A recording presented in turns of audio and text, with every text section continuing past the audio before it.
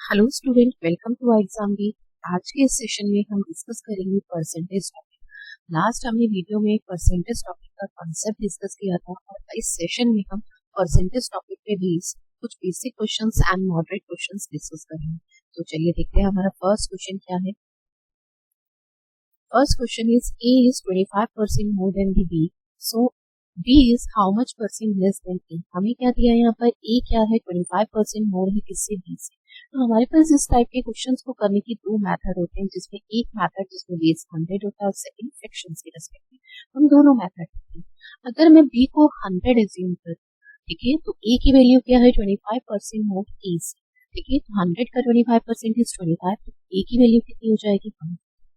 अब हमें पूछा गया B जो है वो A से कितना लेस है, तो लेस कितना है, 25, बट किससे, A से। तो अपॉन में कौन आएगा, A कितना है, 125।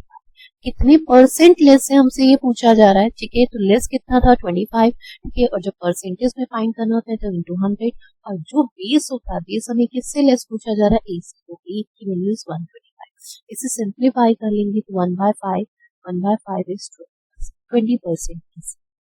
इसी क्वेश्चन को हम फ्रैक्शंस के रिस्पेक्ट में कर सकते हैं। ए जो है वो क्या है, 25% मोर है बी से, ठीक है। तो हमें यहाँ पर किसकी फ्रैक्शन दी है, 25%। इसकी वैल्यू इज 1/5।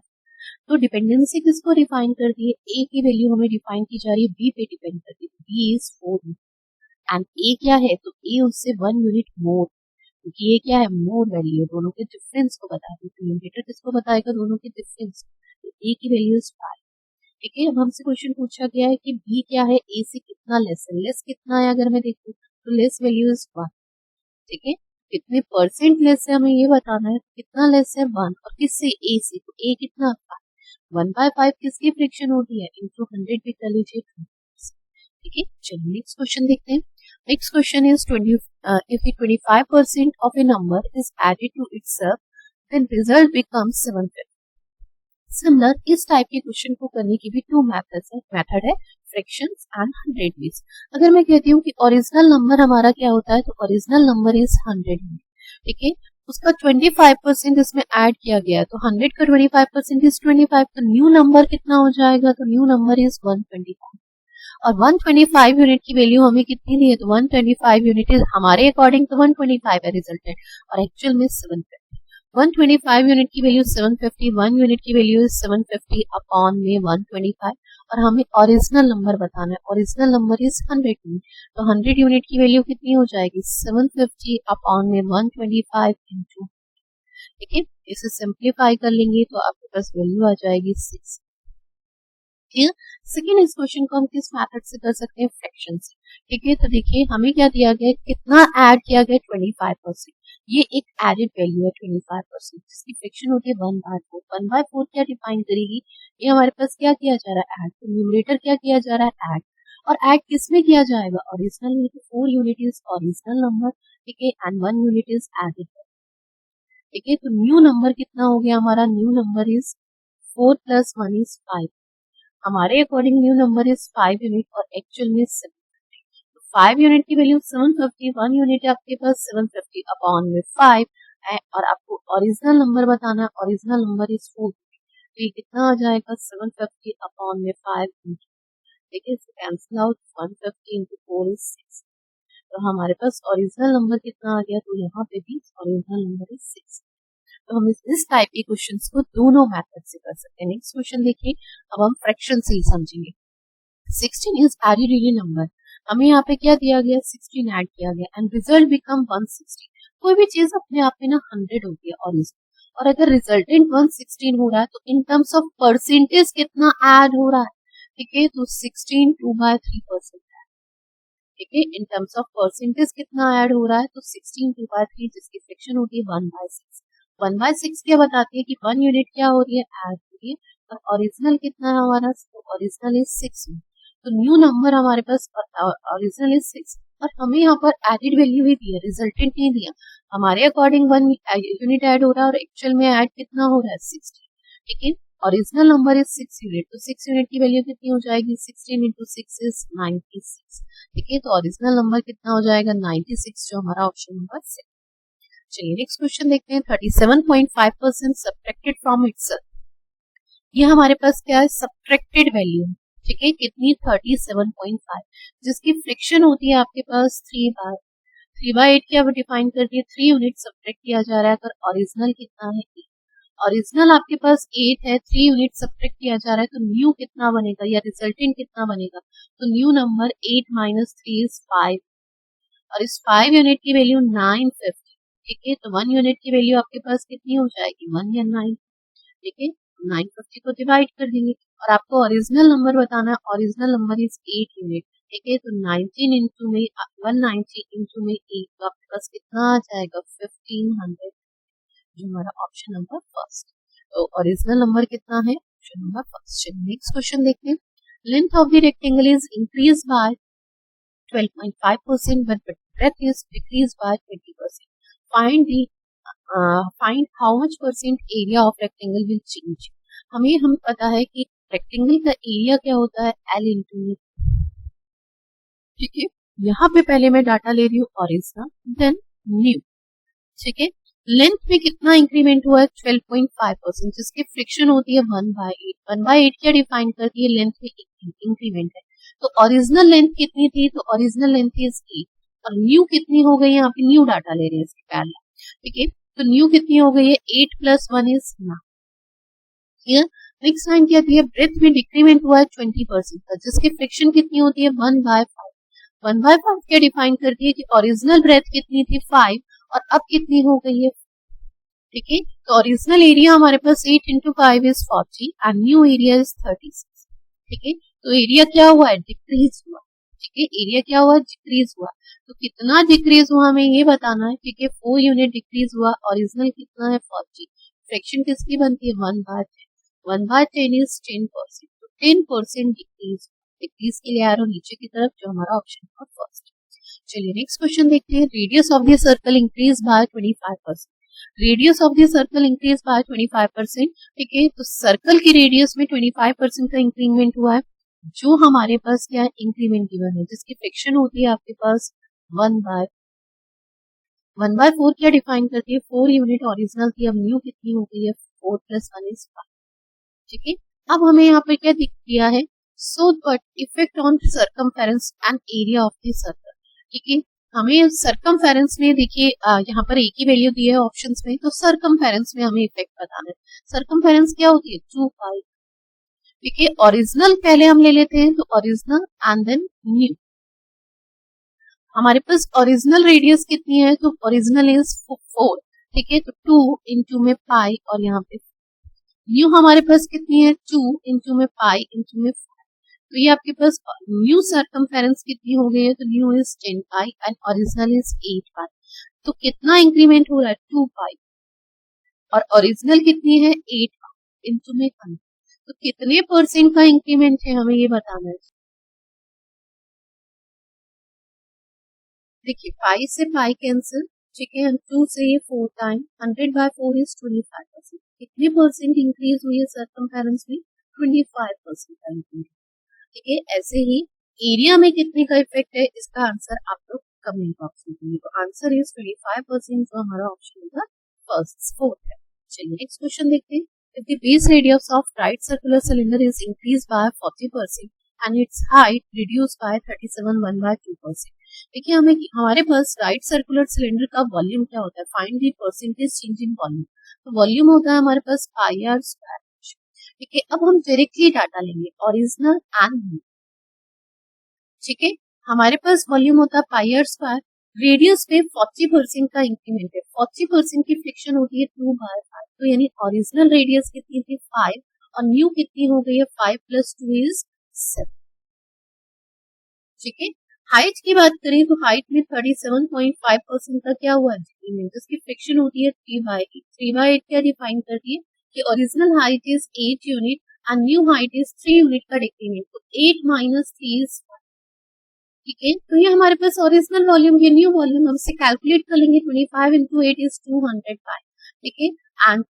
7 + 2 इज 49, 49 × 5 50 × 5 इज 250, और 5 लेस कर देंगे तो 245, ठीक है, तो वॉल्यूम में इंक्रीमेंट हो रहा है, और कितना इंक्रीमेंट है, कितने परसेंट का इंक्रीमेंट हमें ये बताना है, तो 45 पाई का इंक्रीमेंट है, ओरिजिनल वॉल्यूम कितना है 200 इंटू में पाई से पाई कैंसिल हुआ, ठीक है, 100 से 200 2 टाइम, ठीक है, और 45 को 2 से डिवाइड करेंगे तो 22.5, ठीक है, तो इतने परसेंट का क्या है इंक्रीमेंट का हमारा ऑप्शन नंबर 4। चलिए नेक्स्ट क्वेश्चन देखते हैं। The value of the machine depreciate every year 10% if the current value of the machine is 729. Find it worth 3 year ago. हमें यहाँ पर देखिए क्या दिया कि एक मशीन है जिसकी वैल्यू एवरी ईयर 10% डेप्रिशिएट हो रही है। हम उसकी अब एक्चुअल वैल्यू कितनी मान लेते हैं x। एवरी ईयर 10% डिक्रीज हो रही है। फर्स्ट ईयर की बात करते हैं, अगर 10% डिक्रीज हो रही है, एक्चुअल अपने आप में कितनी है 100%, तो कितनी रह जाएगी 10% डिक्रीज होने के बाद 90। अब सिमिलर सेकेंड ईयर में क्या होगी, परसेंटेज में तो अपने आप में 100% और 10% फिर डिक्रीज होगी तो एक्चुअल का 90%। एंड थर्ड ईयर में सिमिलर क्या वही डिक्रीमेंट है तो 10%। तो आफ्टर 3 ईयर हमारे पास ये होगी, ठीक है, और है कितनी 7। तो इसे सिंप्लीफाई कर लेंगे, ठीक है, 000 से ये 000 यहाँ से कैंसिल आउट, ठीक है, 999 729 729 से कैंसिल आउट, तो एक्स क्रॉस मल्टीप्लाई होगा तो कितना आ जाएगा, यानी इसकी एक्चुअल वैल्यू कितनी थी 1000। क्लियर। नेक्स्ट क्वेश्चन है, देखिए, population of town at present is 5000, क्योंकि males are increase by 6% and female is increased by 14%. When the population become 5,550 after 1 year, find the number of male, ठीक है, at present, ठीक है। तो यहाँ पर देखिए हमारे पास क्या है, प्रेजेंट पॉपुलेशन कितनी दी है 5000, मेल पॉपुलेशन में जो इंक्रीमेंट है वो कितना है 6% एंड फीमेल पॉपुलेशन में इंक्रीमेंट जो है वो कितना है, ठीक है, 14%। एंड ओवरऑल पॉपुलेशन में अगर हम इंक्रीमेंट देखें तो 5000 से कितनी हो रही है 5550, तो कितने परसेंट इंक्रीज हो रही है, तो कितनी इंक्रीज हो रही है 5%। ओरिजिनल कितनी है 5000, ठीक है, तो कितने परसेंट फाइनली टोटल पॉपुलेशन जो है वो कितने परसेंट इंक्रीज हो रही है, इसे कैंसिल आउट करेंगे, 50 से डिवाइड करेंगे 11%, तो ओवरऑल पॉपुलेशन 11% इंक्रीज।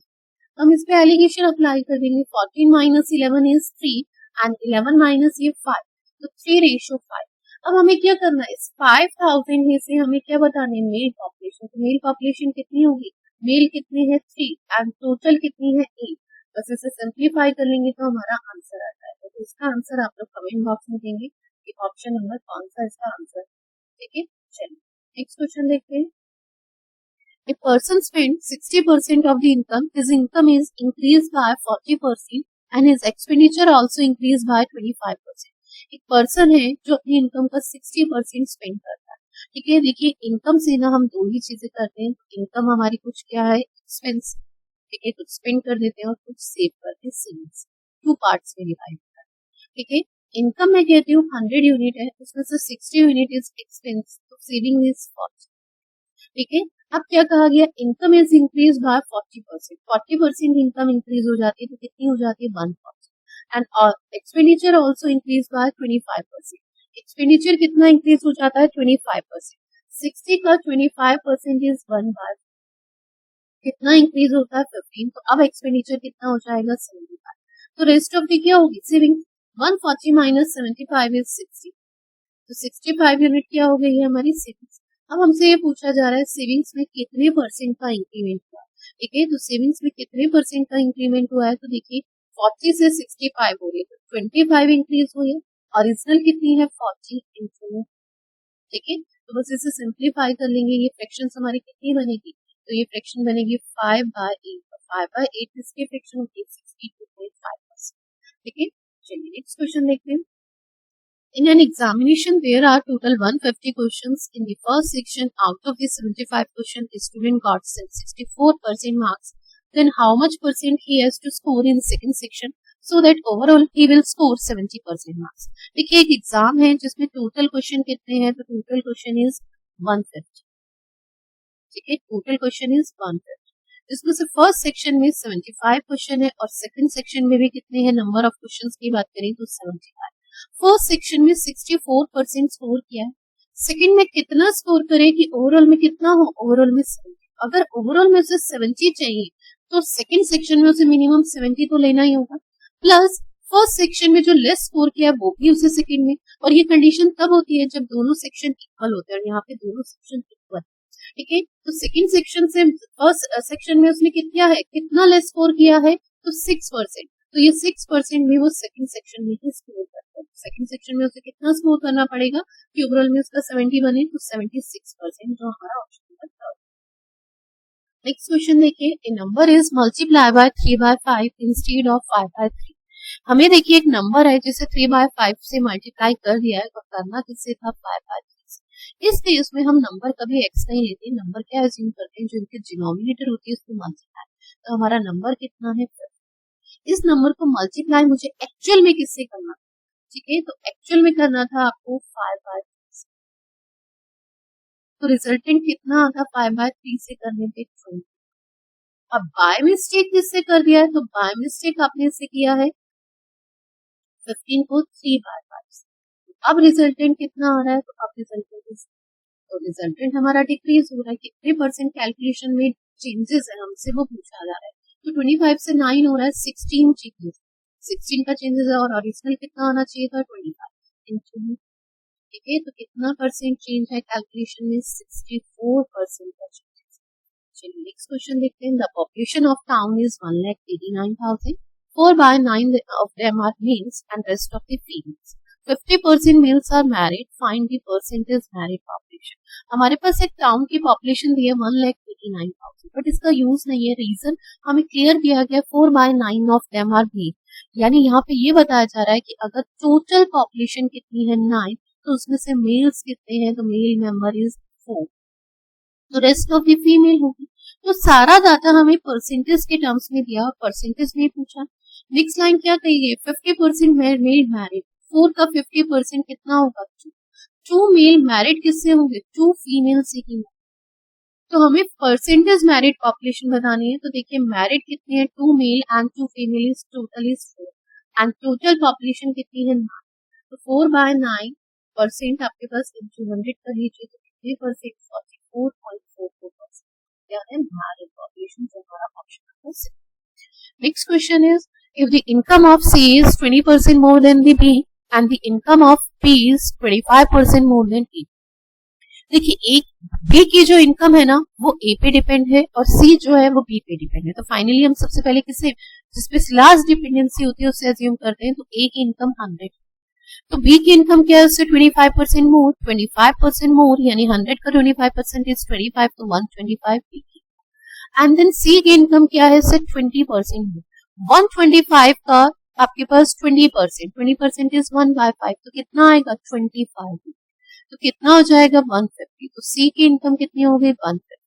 ठीक है, अब हमारे पास देखिए हमसे ये पूछा जा रहा है C की जो इनकम है वो A से कितने परसेंट मोर है, तो कितनी मोर है, 100 से अगर हम देखें तो 50 मोर है, और बेस क्या है 100, तो 50% हम डायरेक्टली कह सकते हैं कितने परसेंट मोर है। ठीक है, तो कितने परसेंट, 50%, तो हमारा ऑप्शन नंबर।